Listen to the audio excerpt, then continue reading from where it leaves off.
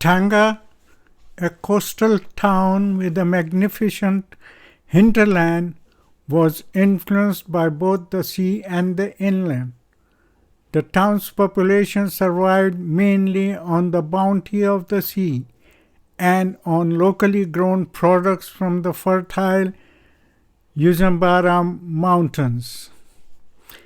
Just as countries, nations, and human habitations have never remained isolated, Tanga has also been constantly subjected to external influences and powers, eventually drawing them into the broader circle of activities. The countries bordering the Indian Ocean had seen thriving human activity long before those on the Atlantic or the Pacific Ocean. All the coastal towns were destinations for the lateen-rigged boats called dhows from around the rim of the Indian Ocean. In East Africa, one of the most iconic and pleasing sights is watching a local dhow with its full-blown billowing triangular sails slicing through the oncoming waves and slowly drifting out of sight. The monsoon winds and the dhows started the region's history. The dhow harbor near the Chumbageni area in Tanga was where, along with my friends, we often went down to swim and cool ourselves.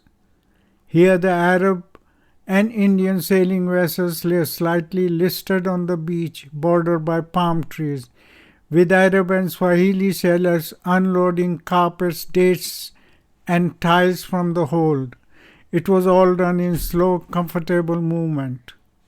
A typical Arab sailor with a scraggy goatee, a loosely bound turban, and a curved dagger in his metal sheath fixed in the front of his belt and worn over his lower abdomen, was regularly seen in Tanga, reminding us of the days when they ruled the waves of the Indian Ocean.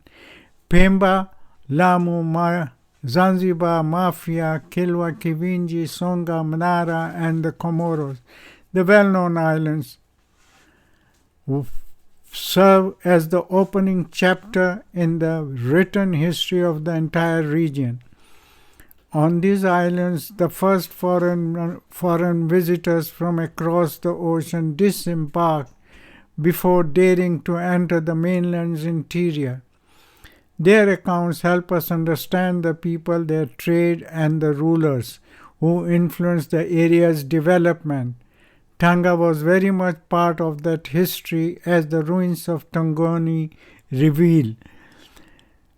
The key factor that has most significantly influenced the history and development of the coast, including Tanga, is undoubtedly nature's gift, the monsoon. Thanks to the annual shift of the monsoon winds across the Indian Ocean, the entire coastline has experienced a surge in maritime trade.